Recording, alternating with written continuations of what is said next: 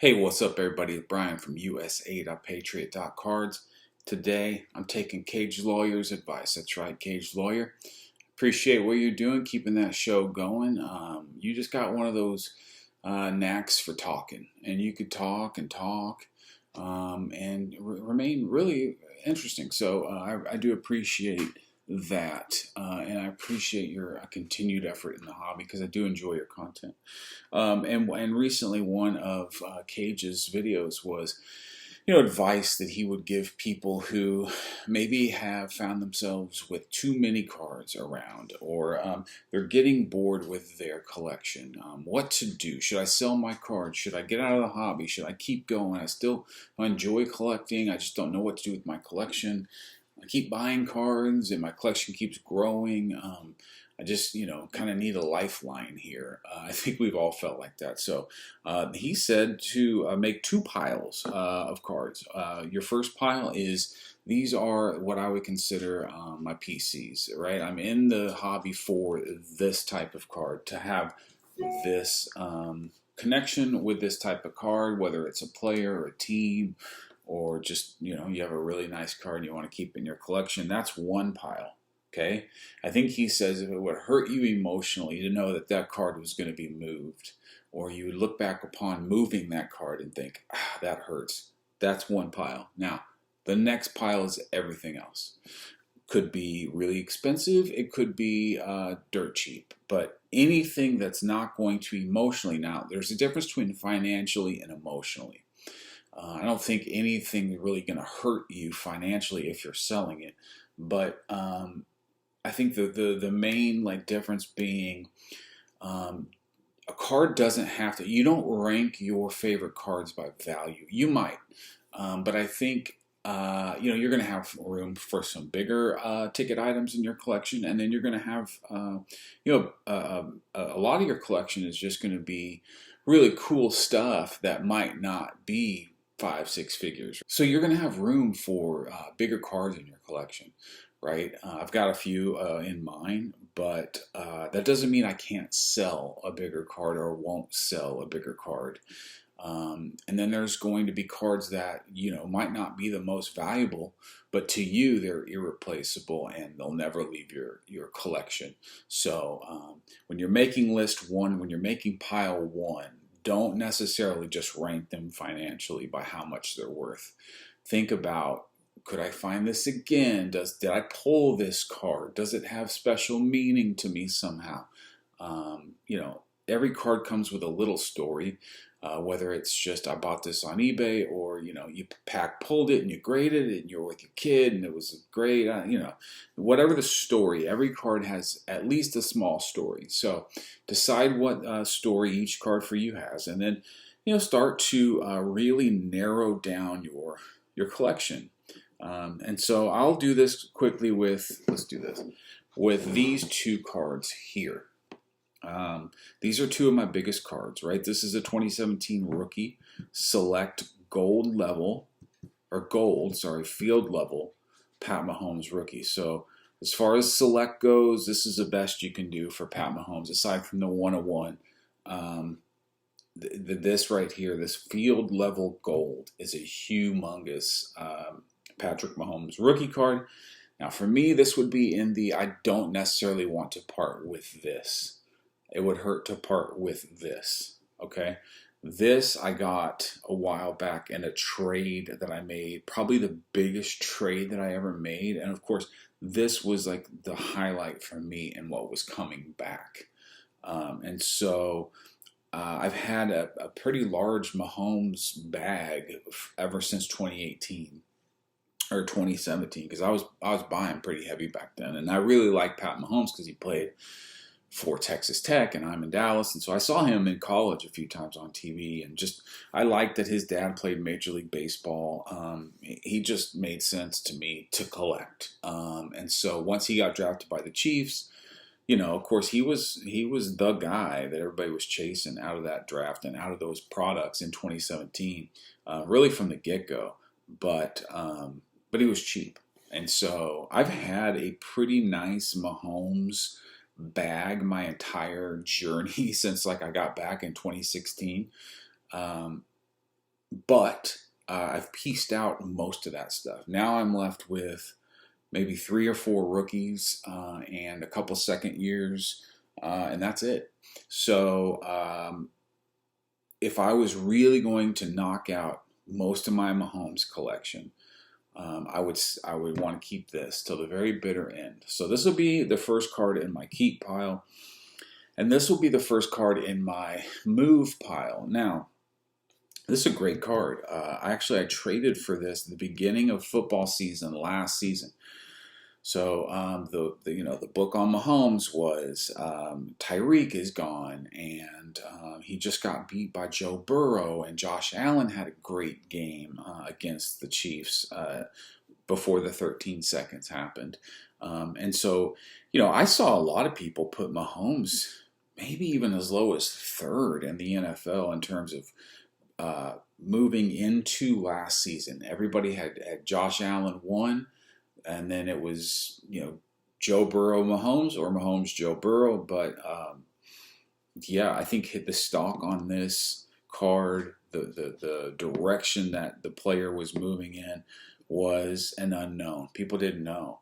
And so there were a lot of bigger Mahomes that became available last offseason than you'll usually see. So this popped up.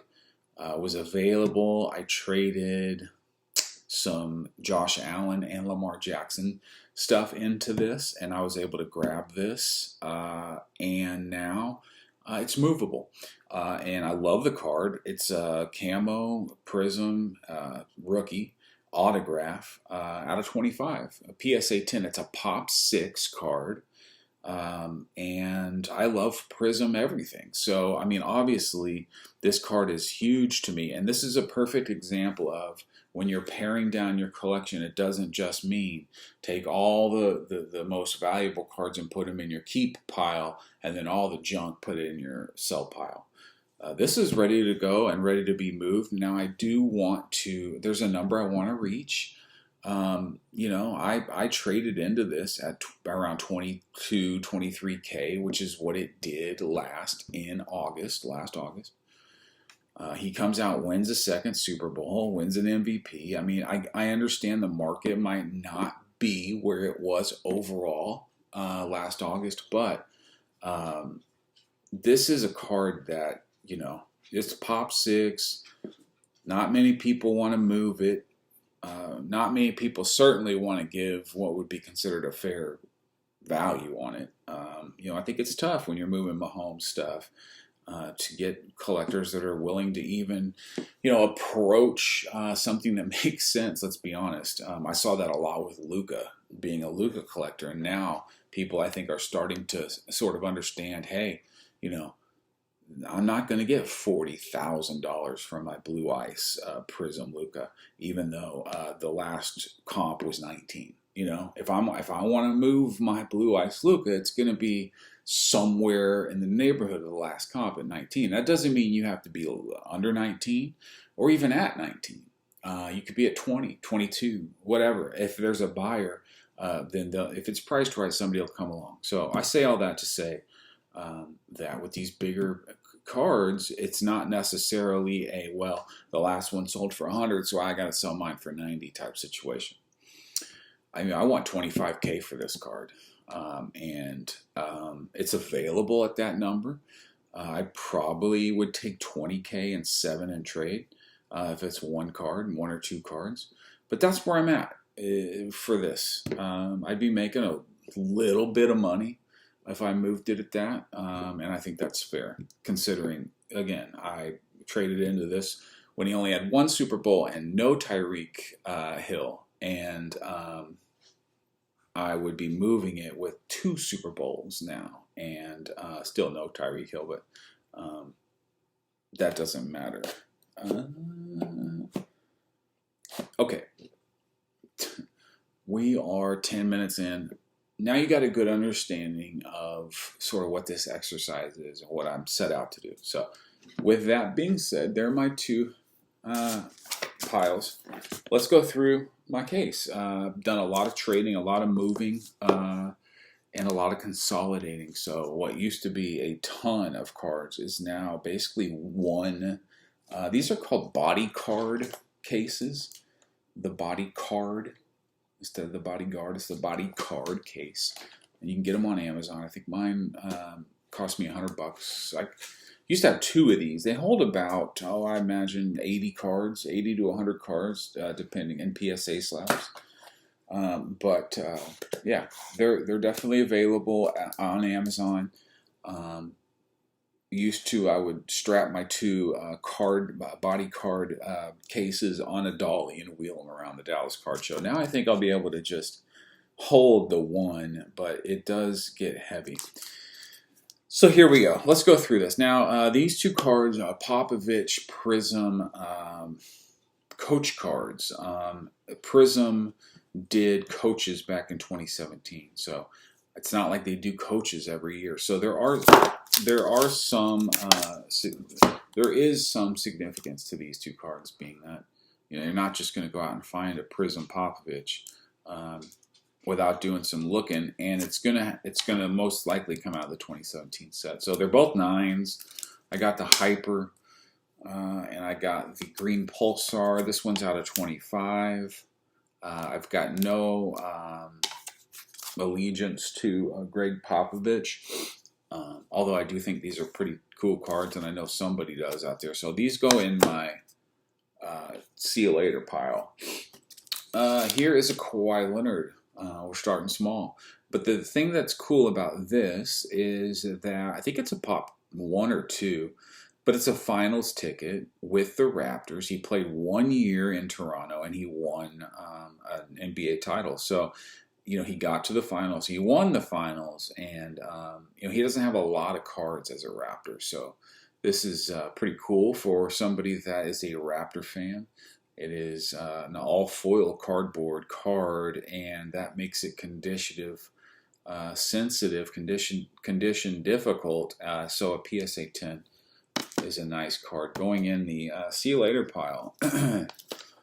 Here's a guy that has bounced around lately, some love, some hate. Russell Westbrook, and this is from 2018 Revolution. It's a Supernova. And it's a galactic. So it's an insert, a supernova insert, but it is a case hit, being that it's the galactic parallel. I don't, this is probably about $125 card. I'm not dying to sell it, because I do appreciate like kind of rare gems like this. It's a case hit, but I would look to move it. Just not in a hurry or gonna take a bad deal on it. Okay, this is a new purchase. I just got this in. This is an interesting card. The 2018 Panini Prism Trae Young. This is a color match rookie Gem Mint 10. Pop 113, I think. So it's not terribly low pop. It's out of $299. But it is the quintessential color match. And when I first started really understanding that color match was a thing, I think it was a Trae Young, maybe it was a Red Ice. My friend was showing me that it was like, hey, these team color cards are doing well if they match, the team color or whatever. So I was like, that's stupid. Like, who would who would want to match color? Who gives a crap? Like, give me the lowest number parallel, and I'm good. I'm not gonna. Why would I want it out of $299 red that matches the uniform and looks awesome versus a green Pulsar to $25? I mean, that's just hideous looking. I mean, that was my thinking then, but man, has that changed. So I got this recently. This used to be, can you believe it? I think at one point this sold for $10K. I know it sold for $9K. I think I saw a $10K sale in 2021, and there were several at the 7, 6, 5, all the way down. This was doing $2,500 in August before the season started. Isn't that amazing? This was around $650, I think, is what I scoop this up for, but this will go in the keep pile. Like I said, I'm a huge color match rookie Prism basketball and football nut. And so you can probably guess where this is going to go. This is 2014 Prism Green Marcus Smart. Now, when I picked this up years ago, I bought this off of eBay. It was a Pop 1. I believe it's a Pop 2 now. Not terribly expensive. I think a couple $100. But unnumbered. Everyone, loves the Jason Tatum green. But how many people are toting the Marcus Smart? Now, he's from Dallas, too, so I like local guys. That's going in the stay pile. This one is Derrick Rose, 2008 Bowman Chrome. Very cool. Look at that rookie symbol there. That's wild. But very cool card. It is a sticker, but it is clean. Stayed on sticker. Very clean and bold auto. It is a refractor out of 50. It is a PSA 10. And it is a Pop 1 Derrick Rose rookie auto. So definitely, I always loved Derrick Rose, and man, he was maybe the closest thing, to the LeBron, Jordan, I don't know, that type of player that we've seen in the past. Well, since LeBron. So that's going in my stay pile. This was a postseason sweat or a postseason get. I have no real affinity for the Sacramento Kings. I have no real love for De'Aaron Fox. I do like him a lot, but if I moved this card, it would not hurt.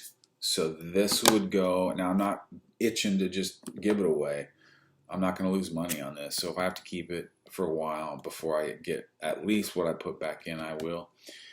Now this one is a little different. This is the color match. This is a PSA 10. I think the pop on these has to be in the 10 to 15 range.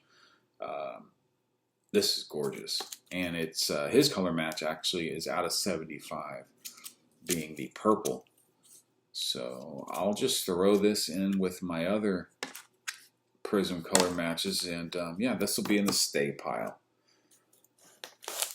Now, I do have both of these. There are not a lot of the purples and 9.5s either. These are both 9.5 with a 10 subgrade. This one on edges, this one on surface. Both have 9 corners, and I think the problem on these corners is the black. All 4 of the quadrants, the corners have black. So any corner wear is going to show up really prominently with the black. So I like these cards, but I got them to move, and I thought the Kings would go further, but they're definitely movable. Quickly on this, since he kind of emerged this postseason, I threw him in my case. This is the green Pulsar to 25, so super, low number on these, but just, there's no beauty in that at all. I mean, it's cool or whatever, but I think the color match just looks so much better. Malik Monk, movable. Now we're getting into some PC stuff. Josh Green, definitely, as long as he stays on the Mavericks, I'd like to represent him in my collection. So this one being a 3 out of 5 green shimmer 9 movable. This one is a blue shimmer out of 35. This one is a PSA 10. This one is color matched, not movable. And then this one's cool. The Mojo. This one's out of 25. Not color matched, but iconic, classic. The Mojo rookie. Not movable. Oh, the Kyrie Refractor. 2012. First year of Prism here. I would have to say that it really depends on what he decides to do. If he decides to sign with the Mavericks and stays around for another couple, 3, 4 years, not movable. Let's assume he does. This would kind of go with that Westbrook. It's a case hit. Different set. This one is out of Crown Royal. The Westbrook was out of Revolution, but these Pacific Marquee inserts are case hits. And this one is a Dirk and PSA 10, not numbered, but low pop. So obviously I'm keeping my Dirk stuff. And here's, speaking of Galactic Revolution, here's a Dirk Shockwave insert, Galactic, PSA 10, staying in the collection. 2005, Topps Chrome, my favorite. I like 1998, his rookie year, and I like 2005.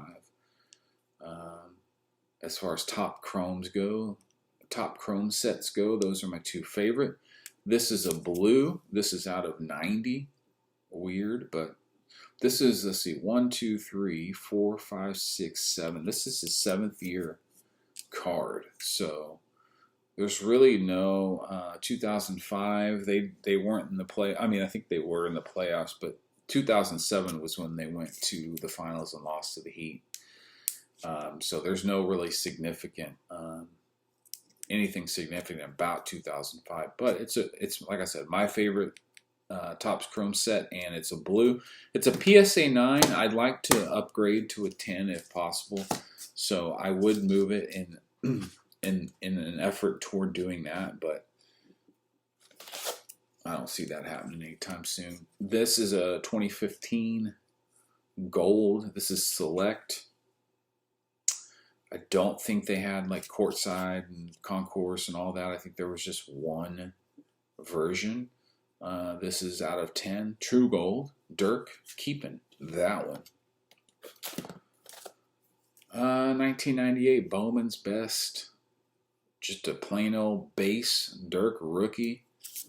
And I'm keeping it because, I mean, I don't know why I wouldn't. I mean, it's a cool card and it's not worth anything, so why not just keep that? You know what? I'm going to stop after my first row and then we'll pick back up tomorrow. This one is 1998 Finest. Now, the cool thing about this card is, you know, it's the finest, so it's got the protection layer that you can peel off. Finest Protector. PSA designates it as with or without coating. This is with the coating. To me, I always liked, I want the card as close to it was when it came out of the pack as possible. So I would never peel a card like this. You know, I would never scratch off like the home run cards, the home run club cards or whatever. Like, I'd just rather keep the card as it came out of the pack versus like trying to protect the surface or trying to win a contest by scratching off a thing. This is crazy because I bought this already graded, but whoever pulled this immediately probably got it in protection and sent it off to PSA.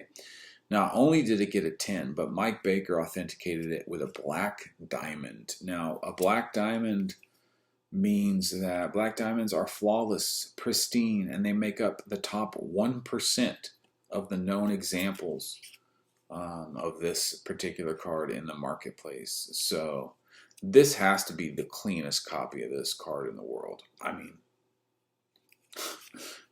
prove me wrong, I guess, but no, this is really cool. I don't think it's worth $1 billion or anything, but to me, it's really cool, and never would I sell that. Whew. Man, 25 minutes in. I hope you guys enjoy long ones. 1998 Topps Chrome Dirk Refractor. Iconic. Beautiful. Like, less is more. Such a beautiful set.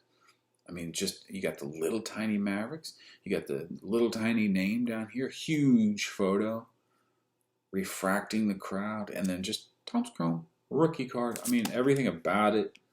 Got a nice picture on the back, a little write-up. I mean, how can you beat 1998 Topps Chrome? This is the year that Vince Carter, I think, who the guy out of Kansas that played for the Celtics, Paul Pierce, Jason Williams, White Chocolate, Vince Carter. I think I already said Vince Carter. Great rookies out of this. I had a chance to have a 10. I think the 10 is pop, I don't know, less than 15. And I had a chance to own one. I passed. But I passed because I picked up something different. I passed because I used that money on this. So that will come up in a later video. And I'll show you if I'd rather keep or move that flawless championship tag of Dirk. But as far as this 98 Topps Chrome Refractor, it's not going anywhere until a 10 comes along. So it'll stay until that happens. Now we're getting into some interesting stuff. And this is where you have to be honest with yourself. Okay, so this is my Luka stuff, right? I've moved some very nice Lukas in the past toward other bigger Lukas. Not afraid to do that. But for instance, a card like this, 2018 Hoops. It's an artist proof. So it's out of 25. It's just a refractor, full foil cardboard card. Very nice. Very hard to get a 10. But I'd probably move this because, I mean, it wouldn't, you know, if I needed some fundage to come up for, like, let's say the Blue Ice, I'd move this. Definitely would think about that. So here's a Mosaic Blue color match. I wouldn't move this. Let's see. Optic Hollow PSA 10. I mean, this is just an iconic Luka rookie card. If I moved it, I'd be looking to get the next one maybe at a cheaper price, but I'm just not going to move this. Okay, here we go. Almost done. 2018 Checkerboard Luka Pop 4, 5, maybe 5. PSA 10. The difference between a 10 and a 9 on this card is literally everything. In a PSA 9, it's maybe a $900 to $1,000 card. In a PSA 10, who knows? I mean, it's a pop 5 or 6. If you can find somebody that wants to get off of it, you could probably pretty easily get between 4 and 5K for this. But like I said, you have to find somebody that's willing to, that would rather have that money than this card. Because chances are, once this gets into a collector's hand, it's not coming back out. That stays. Oh boy, the Tiger Stripe. This is a card that really just beat the hell out of me. This is a deal that I got absolutely crushed in. I picked this up at a Dallas card show. I gave an Ohtani first Bowman, the True Pitching Auto, PSA 10. I gave up a Contenders, Josh Allen. I don't know if it was feed or no feed, but I think it was a 9.5 auto. Oh, man, I gave up some nice Prism Burrows. Like, I gave up, I know a silver, and I know a silver auto, and maybe it was an orange. I mean, I just got absolutely thrashed bad. But it is what it is. I stand here today with this card.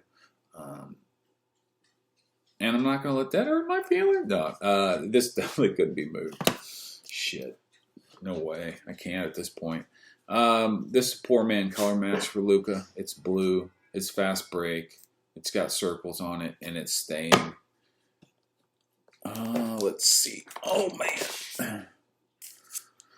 So here's one of the True Blues. Well, the only one I have, but this was aside from just not, my 2023 card goal was not spending new money, and I've been successful at that so far. Matter of fact, I've sold so much. I got a lot just sitting around, but money, that is.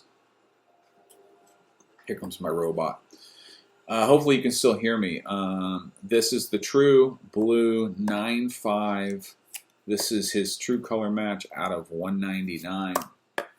I would not move this unless it was in pursuit of a PSA 10, and the only way I'd want to do that is if I was pairing it up with a Blue Ice PSA 10. So I want the Blue Ice as well. But I want it to match with this. So I either want to get the 9.5 Blue Ice and the 9.5 or upgrade both to a 10, if you follow me. So that's not going anywhere. The Mojo Auto out of 25. I made a trade for this recently. I mean, oh man. It's a cool card, but like if I was in pursuit of a Blue Ice, I'd trade this. So, and then the Blue Rookie Ticket, True version, color match, on card, rookie auto, not going anywhere. Checks off a lot of boxes for me there. This one is really interesting because there's no PSA 10s, and I think there are only 4 or 5 BGS 9.5s on this playoff ticket to 65.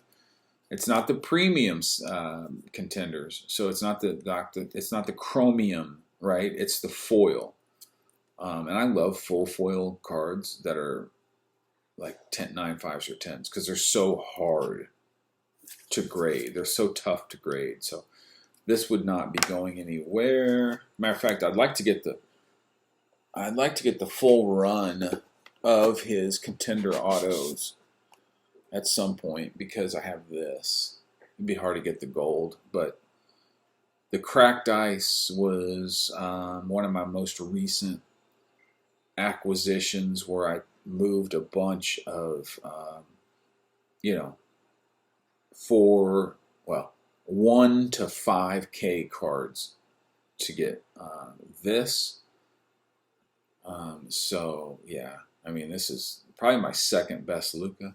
Second best or best? Might be my best. This is probably my best Luka. Yeah. So I definitely would not move that. Almost done, guys. Brunson.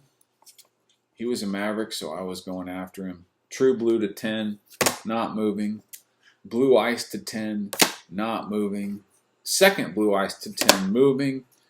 And a Julius Randle local kid. Actually went to Prestonwood Baptist where my son went 1 year. Different campuses, but same school.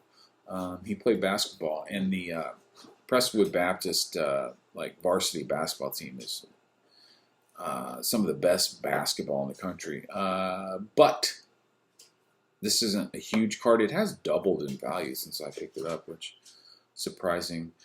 This is a clear example of a card that I could sell now and buy back later.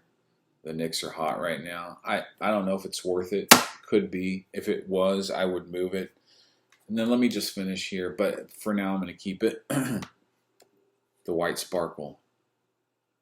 It's my lone SGC card, and so I put it in the the leather, the faux leather card case pro.com bag. By the way, if you want any of these, I was going to I've traded so many of my cards that I had in these that I have a ton left. So I could do them for like $2 a piece, which is cheaper than you can get them from the company. And literally, they're brand new. But White Sparkle, SGC 9. I'm not going to transfer this. I'm not going to try to cross it over. And I'll tell you why. There are no PSA 10s. There are no BGS 9.5s.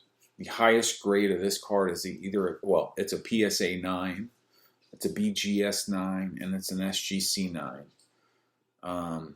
So there's really no positive outcome if I was looking to cross this. I mean, I don't think it's worth cracking this out, sending it to PSA, and getting a 9 back, and then saying victory, right?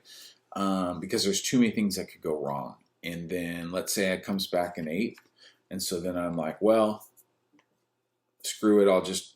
I'll just throw it back into an SGC holder. They gave it a 9 before, and then all of a sudden, for whatever reason, it comes back an 8 or an 8.5. Then I'd be really like pissed. So, got to be satisfied. I traded into this in an SGC 9. I didn't grade with them. I just picked this up, so I'm happy with it. It's a gorgeous card, man. And I had a chance at the Prism White Sparkle, but couldn't get there with the guys, so I'd like to add that at some point, but we'll see. That's row 1, guys, and we're 35 minutes in. I don't know. This is just the type of podcast I'd throw on if I was at the gym, you know, and it wouldn't really be a big deal going long. If you're in bed holding your phone like this, maybe 35 minutes is a bit strong, and you didn't make it all the way to the end. But if you did make it to the end, I appreciate it. And I've got 3 more rows, and then I got a bunch of shit back here. This just makes for good content for, hey, I'm making 2 piles in my collection. A not going anywhere pile and a, yeah, I'd move this pile. Why not? It's fun. You make your own videos if you want, or at least your own piles, and see where you'd stand. And then I'm going to make a wish list, and I'm going to see how many I can knock out. This will just be fun. So, till round 2, till row 2. We'll see you. Thanks for watching. Peace.